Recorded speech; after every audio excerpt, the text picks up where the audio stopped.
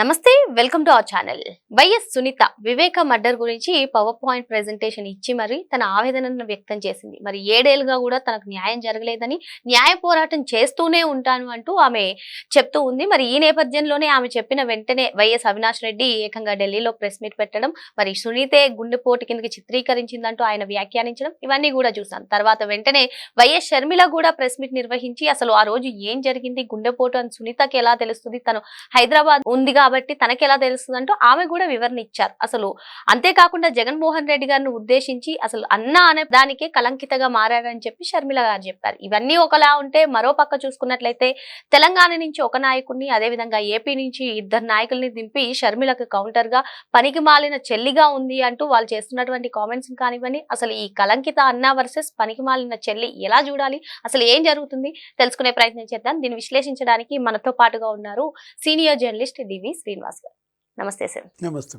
ముఖ్యమంత్రి అవ్వక ముందు జరిగినటువంటి హత్య, సొంత బాబాయ్ హత్య, ఒక మాజీ మంత్రి హత్య. కానీ అధికారంలోకి వచ్చి 5 ఏళ్లు గడిచినా సరే అది ఎటూ తేలలేదు. మరి ఈ అంశం పైన ఒక్కొక్కరు ఒక్కొక్కలా మాట్లాడుతున్నారు. అటు 2 చెల్లెళ్ళేమో అసలు మాకేం తెలీదు, మాకు ఈ అన్నలు ఉండి వేస్ట్ అంటూ అవినాష్ రెడ్డిని, ఇటు జగన్మోహన్ రెడ్డిని టార్గెట్ చేయడం, అసలు అన్న అనే పదానికే కలంకితగా మారారు అంటూ జగన్మోహన్ రెడ్డిని ఉద్దేశించి షర్మిల చెప్పడం. మరో పక్క చూసుకున్నట్లయితే తమల్ని టార్గెట్ చేస్తుంది, రాజకీయంగా కూడా చాలా ధీటుగా ఎదుర్కొంటుంది అని చెప్పి అటు తెలంగాణ నుంచి ఇటు ఏపీ నుంచి నాయకుల్ని రంగంలోకి దింపి చెల్లెల్ని టార్గెట్ చేస్తున్నారు. మరి ముఖ్యంగా షర్మిల గారిని టార్గెట్ చేస్తున్నారు. ఈ వివేక మర్డర్ కేసు నుంచి ఈ టార్గెట్ల వరకు అటు పనికిమాలిన చెల్లి వర్సెస్ కలంకిత అన్న వరకు ఎలా చూడాలంటారు సార్ ఈ ఎపిసోడ్ ని మొత్తం? అంటే ఆ కుటుంబమే కళంకిత కుటుంబమా, ఆ ఫ్యామిలీయే పనికిమాలిన ఫ్యామిలీయా? ఇప్పుడు అదే కదా, ఇప్పుడు అన్న కళంకితుడు అయితే కుటుంబం కళంకితం, చెల్లి పనికిమాలింది అయితే ఫ్యామిలీయే పనికి మాలిందనే చర్చ ఇవాళ జనంలో. అంటే ఒకటి, నిన్న జగన్మోహన్ రెడ్డి వరుసనే 3 వదిలాడు. ఆయన నోరు తెరవడు, ఆయన దేనికి అసలు సమాధానం చెప్పడు. ఇక్కడ ఏది రాచమల్లు శివప్రసాద్ రెడ్డి ప్రెస్ మీట్, లేకపోతే సతీష్ రెడ్డి ప్రెస్ మీట్. ఎవరు ఈ రాచమల్లు శివప్రసాద్ రెడ్డి? తెలుగుదేశం పార్టీకి, తెలుగుదేశం పార్టీలో అక్కడ పోటీ చేసినాడు, ఇటు పక్కకు వచ్చి మీ వైపు చేరాడు. ఎవరి సతీష్ రెడ్డి? తెలుగుదేశం పార్టీ. రాజశేఖర రెడ్డి మీద పోటీ చేశాడు, జగన్మోహన్ రెడ్డి మీద పోటీ చేశాడు, తెలుగుదేశం నుంచి ఎమ్మెల్సీగా అయ్యాడు, కౌన్సిల్కి డిప్యూటీ స్పీకర్గా పనిచేశాడు. అంటే ఇప్పుడు వైసీపీలో ఎవ్వరు నోరు తెరవమంటున్నారా? షర్మిల లేకపోతే సునీత మీద నోరు తెరవమని వైఎస్ఆర్ కాంగ్రెస్ వాళ్ళు అంటుంటే వీళ్ళు తెలుగుదేశం నుంచి వచ్చిన వాళ్ళని వదిలాడా? లేకపోతే మీరు అన్నట్టు అక్కడ తెలంగాణ నుంచి ఆ కొండ రాఘవరెడ్డి. అసలు వీళ్ళు 3 కూడా షర్మిల పేరుతో ఉన్న ఆస్తులు లిస్టు చదివారు. బంజారా హిల్స్ రోడ్ నెంబర్ 2లో ఇల్లు అని, లేకపోతే పలానా ఎక్కడ హైడ్రో పవర్ ప్రాజెక్ట్ ఏదో ఒక ప్లాంటు, లేకపోతే రెండో హైడ్రో పవర్ ప్రాజెక్టు, ఏమేమి ఉన్నాయి ఒక్క నిమిషం చెప్తా ఉండు. ఇడుపులపాయలో 51 ఎకరాలు, 15 మెగావాట్ల ఎస్ఆర్ఎస్ స్మాల్ హైడ్రో ప్రాజెక్ట్, 22 మెగావాట్ల స్వస్తిక్ హైడ్రో పవర్ ప్రాజెక్ట్, లేకపోతే రాజ్ యువరాజ్ థియేటర్లు ఎక్కడ విజయవాడలో 35% వాటా షర్మిలదే, లేకపోతే విజయలక్ష్మి మినరల్స్ అండ్ ట్రేడింగ్ 100% షర్మిలకే ఇచ్చారని ఎవరు చెప్తాడు? సతీష్ రెడ్డి చెప్తాడు. రాచమల్లు శివప్రసాద్ రెడ్డి ఇంకో 2 ఎక్స్ట్రాగా చెప్తాడు. రైల్వే కోడూరులో రాజారెడ్డి నివాసం ఉన్న ఇల్లు ఆమెకే ఇచ్చారు, పులివెందుల్లో 7 ఎకరాల 60 సెంటు ఆమెకే ఇచ్చారు, శెట్టిగుంటలో 90 ఎకరాలు షర్మిలకే ఇచ్చారని చెప్తాడు. ఇక ఈ లిస్ట్ అంతా మళ్ళీ రాఘవరెడ్డి కూడా చెప్పాడు. అసలు ఈ లిస్ట్ గతంలో సుబ్బారెడ్డిను ఎవరు విజయసాయిరెడ్డే చదివారు. ఆ రోజు ఏమంది విజయమ్మ?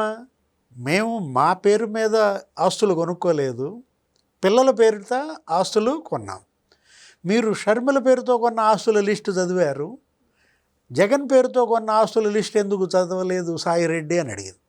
నువ్వు ఆడిటర్వి, నీకు అన్నీ తెలుసు, అటు రాజారెడ్డి దగ్గర రాజశేఖర రెడ్డి దగ్గర పనిచేసావు, జగన్ దగ్గర చేస్తున్నావు. సుబ్బారెడ్డి నువ్వు బంధువువి, నువ్వు అసలు ఈ ఒప్పందం మీద సంతకం కూడా పెట్టావు అని ఎవరు నిలదీసింది? ఓపెన్ లెటర్ రాసింది. ఎవరు? విజయమ్మ. ఇప్పుడు తను అంటుంది ఏంటి, ఎందుకని జగన్మోహన్ రెడ్డి ఆస్తులు వీళ్ళు చదవట్లేదు? మరి విజయమ్మ జగన్ పేరిట కొన్న ఆస్తుల లిస్టు ఇవాళ వదులుద్దా? సరే అసలు ఇప్పుడు షర్మిల లిస్ట్ అయినా, వాళ్ళ చదవని లిస్ట్ అయినా, జగన్మోహన్ రెడ్డి లిస్ట్ అయినా అసలు ఈ లిస్ట్ అంతా కూడా ఈ ఆస్తులన్నీ కూడా రాజశేఖర రెడ్డి గారు కష్టపడి సంపాదించినాయా? అసలు ఈ ఆస్తులు ఏంటి? వీళ్ళు కొట్టుకోవడం ఏంటి? అసలు అవి ప్రజల ఆస్తులా? ఎలా చూడాలి దీన్ని? ఇప్పుడు వాళ్ళ నాన్న రాజశేఖర రెడ్డి హయాంలో, లేకపోతే వాళ్ళ తాత రాజారెడ్డి హయాంలో వాళ్ళకున్న ఆస్తులేంటి? ఒక టైంలో రాజశేఖర రెడ్డి ఏంటి అసలు, నేను అప్పుల్లో ఉన్నాను, నేను దివాళా తీశాను, ఇది క్రమబద్ధీకరించమని అప్లై చేసుకున్నాడు. ఇక్కడ హైదరాబాద్లో ఇక్కడ ఇది సాగర్ సొసైటీలో ఉన్నటువంటి ల్యాండ్ అది అమ్ముకుని నేను అప్పులు తీరుస్తాను, నాకు అనుమతి ఇవ్వండి, దాన్ని రెగ్యులరైజ్ చేయండి అని రాజశేఖర రెడ్డి ఉమ్మడి రాష్ట్రంలో ముఖ్యమంత్రిగా ఉన్న చంద్రబాబుకి అర్జీ పెట్టుకున్నాడు. అప్పుల్లో ఉన్న కుటుంబం రాజశేఖర రెడ్డి ముఖ్యమంత్రి కాగానే వేల కోట్లు లక్షల కోట్లకు వచ్చేసింది. అంటే ఆ 5 ఏళ్లలో తండ్రిని అడ్డం పెట్టుకుని జగన్మోహన్ రెడ్డి దోపిడీ, సిబిఐ 43,000 కోట్ల అక్రమాస్తులను తేల్చింది. తెలుగుదేశం, సిపిఐ, సిపిఎం, బీఆర్ఎస్ అదే టీఆర్ఎస్ వీళ్ళందరూ అయితే 1,00,000 కోట్లని పుస్తకాలు వేశారు. రాజా ఆఫ్ కరప్షన్ అని రాశారు. Mining mafia a threat to democracy అని రాశారు. మొత్తం ఆధారాలతో సహా డాక్యుమెంట్స్ అన్నీ తీసుకెళ్ళి రాష్ట్రపతికి ఇచ్చారు, సుప్రీంకోర్టు చీఫ్ జస్టిస్కి ఇచ్చారు, ప్రధానమంత్రికి ఇచ్చారు, ఎంక్వైరీ చేయమన్నారు. అంటే క్విడ్ ప్రోకో 1.0 దాని ఫలితం జగన్మోహన్ రెడ్డి అరెస్ట్, 16 నెలలు జైలుకి వెళ్ళాడు. అవన్నీ కొన్ని ఆస్తులు జప్తు కూడా చేసింది, సిబిఐ చేసింది, ఈడీ చేసింది. అదే 11 సిబిఐ కేసులు, 9 ఈడీ కేసులు. ఇప్పుడు ఏది వీళ్ళు అంటుంది అదే ఏది, ఇప్పుడు షర్మిల ప్రెస్ మీట్ పెట్టి జగన్మోహన్ రెడ్డి పేరిట ఆస్తుల లిస్టు చదువుద్దా? ఇందాక అన్నది అదే నేను. విజయమ్మ చెప్తారా పలానా సండూర్ పవర్, లేకపోతే కార్మెలేషియా, భారతీ సిమెంట్స్, జగతి పబ్లికేషన్స్, ఇదేంటిది silicon builders, classic reality, Saraswati power, Akash estates, హిముర్జా ఇన్ఫ్రా, మొత్తం ఆయన పేరిట ఉన్న కంపెనీల లిస్టులు చదువుతారా?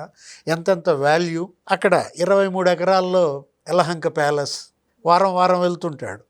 ఇక్కడ లోటస్ పాండ్, ఇక్కడ ఏంటి 60,000 స్క్వేర్ ఫీట్తో కట్టిన lotus pond Hyderabad palace, Pulivendula palace, లేకపోతే ఇడుపులపాయ ఎస్టేట్, కడప ప్యాలెస్. అసలు 5-6 రాష్ట్రాల్లో 9 నగరాల్లో ఈయనకు ప్యాలెస్లు ఉన్నాయన్నారు, తాడేపల్లి ప్యాలెస్తో సహా. ఆ లిస్ట్ అంతా విజయమ్మ చెప్పుద్దా, షర్మిల చెప్పుద్దా? ఎందుకంటే షర్మిల పేరిట ఆస్తులన్నీ వాళ్ళు చదువుతున్నటువంటి పరిస్థితుల్లో మీరన్నట్టుగానే లేదు, వాళ్ళు చెప్పినట్టుగానే ఒకడంటాడు సతీష్ రెడ్డి పెళ్ళై 30 ఏళ్ళు అయినా కూడా ఇంకా ఆస్తులు పంచుతారా అంటాడు. శివప్రసాద్ రెడ్డి, రాచమల్లి శివప్రసాద్ రెడ్డి ఏమంటాడు, పెళ్ళై 15 ఏళ్ళు అయినాక అన్న ఆస్తులు ఇస్తాడా అంటారు. ఒకడు 30 ఏళ్ళు అంటాడు, ఒకడు 15 ఏళ్ళు అంటాడు. మరలా ముగ్గురు కలిసి ఏమని చెప్తారు, జగన్మోహన్ రెడ్డి కష్టార్జితం 230 కోట్లు వైట్ మనీ ఇచ్చాడు. అది విజయమ్మే చెప్పింది, మీరు చెప్పేదేముంది? విజయమ్మ రాసిన ఓపెన్ లెటర్లో ఏమని చెప్పింది, 2009లో ఆయన చనిపోయారు రాజశేఖర రెడ్డి, 10 ఏళ్ళు వీళ్ళు కలిసే ఉన్నారు ఉమ్మడి కుటుంబంగా. వాళ్ళ తల్లి చెప్తాను, 2019లో సీఎం అయ్యాడు, మొక్కులకి జెరూసలం వెళ్ళాం, విమానంలో పంచాయతీ, ఆస్తుల పంచాయతీ అతనే చెప్పాడు. ఇప్పటివరకు కలిసి ఉన్నాం పాప, ఇక ముందు మన పిల్లలు కలిసి ఉంటారని మనం చెప్పలేం. నాకు 2 అల్లుళ్ళు వస్తారు, నీకు కొడుకు అల్లుడు వస్తాడు, కోడలు వస్తుంది, పంచుకుందామని ప్రపోజల్ అతను పెట్టేసరికి వీళ్ళు ఆశ్చర్యపోయినట్టు, ఆ తర్వాత ఇది ఒప్పందం చేసుకున్నట్టు ఎంఓయు పెద్దల సమక్షంలో ఏంటది, ఆ ఒప్పందంలో భాగంగానే 200 కోట్లు డివిడెండ్ ఇచ్చాడు పాపకి అని ఎవరు చెప్పారు? తల్లే చెప్పింది. ఇప్పుడు నువ్వు కొత్తగా చెప్పేదేంటి? ఈ ఆస్తులు పంపిణీ చేసిన ఆస్తులు కాదు, ఇప్పుడు షర్మిల పేరిట ఉన్నటువంటి ఆస్తులు వాళ్ళు కొడుకు పేరు పేరిట కొన్ని కొన్నారు, కూతురు పేరిట కొన్ని కొన్నారు. ఇప్పుడు నీ బాధ్యత, అన్నగా నీ బాధ్యత ఏంటి? ఆస్తులు తనకి ఇవ్వాల్సిన బాధ్యత నీదైతే, నువ్వు ఒక బాధ్యత లేని అన్నగా నీ తల్లే ఆ రోజు ఆ లెటర్లో చెప్పింది, ఒక కొడుకు, ఒక బిడ్డ ఇంకో బిడ్డకు అన్యాయం చేస్తుంటే అన్యాయానికి గురవుతున్న బిడ్డకి నేను అండగా ఉన్నాను అని చెప్పింది. ఈ కలతలు ఏమో మాసిపోతాయి. ఇంకా ఏదో అన్నది ఏంటి, ఎవరు ఈ విధంగా మీరు మాట్లాడొద్దు, మీరు ఈ విధంగా కామెంట్స్ చేయొద్దు నా కుటుంబం గురించి, నా పిల్లల గురించి. యేసయ్య సమాధానకర్త, అన్నీ యేసయ్యే పరిష్కరిస్తాడు, బ్లడ్ ఈజ్ థిక్కర్ దాన్ అనేది అన్నది. ఇప్పుడు ఇక్కడ ఏది అది బ్లడ్ కథ సరే, ఇప్పుడు బ్లడ్ అనగానే మనకు వివేక హత్య గుర్తొస్తుంది. ఇప్పుడు ఇవాళ money is thicker than blood కదా, అది జగన్మోహన్ రెడ్డి పాలసీ కదా. అందుకని షర్మిల తిట్టిందనమాట. అటు సునీతకి అన్యాయం చేసిన అన్నగా, ఇటు షర్మిలకి అన్యాయం చేసిన అన్నగా ఇవాళ కళంకిత అన్న. ఇప్పుడు వీళ్ళని పనికిమాలిన చెల్లెళ్ళు అంటున్నారు వాళ్ళు. ఏది ఇప్పుడు సిబిఐ విచారణ అడిగింది సునీత, నువ్వు కాదన్నావు. సిబిఐ విచారణకి వెళ్తే అవినాష్ బీజేపీలోకి వెళ్ళిపోతాడనో ఏదో కొత్త థియరీ చేశావు. ఇక ఏం చేయలేక మరి ముఖ్యమంత్రిగా చంద్రబాబు అయిన తర్వాత ఆమె చంద్రబాబుని అడిగింది విచారణ జరిపించండి అని. అరే చంద్రబాబు వంశన చేరింది సునీత అంటారా? కొడుకు శుభలేఖ ఇవ్వడానికి అన్ని పార్టీల నాయకుల్ని కలిసి ఇచ్చింది, పెళ్ళికి రండి అని పిలిచింది షర్మిల. అన్ని పార్టీల అధినేతల్ని ఇళ్ళకెళ్ళి ఇచ్చినట్టే చంద్రబాబు ఇంటికి వెళ్ళి కూడా ఇచ్చింది. పచ్చ చీర కట్టుకుని చంద్రబాబుని మెప్పించడానికి వెళ్ళిందని ఏ అన్న అంటాడమ్మా?